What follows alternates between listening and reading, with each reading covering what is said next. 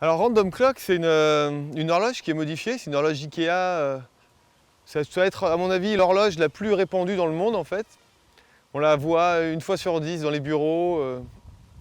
Et cette horloge, je l'ai modifiée pour que le mécanisme fasse déplacer l'aiguille des secondes, non pas toutes les secondes, mais selon un temps qui est choisi aléatoirement à chaque mouvement. Donc au hasard, le mécanisme choisit entre 0 et 2 secondes avant de déplacer l'aiguille des secondes du coup.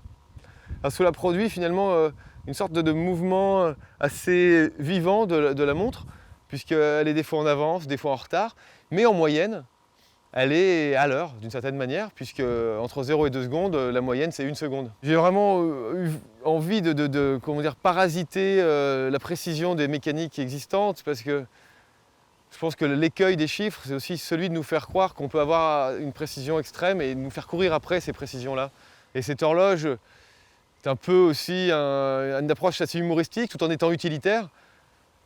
Une approche soulevant cette question, est-ce qu'il faut être extrêmement précis ou pas? Quel intérêt d'être précis? Qui est-ce que ça sert? Est-ce que ça nous sert nous vraiment ou pas, nous en tant qu'être?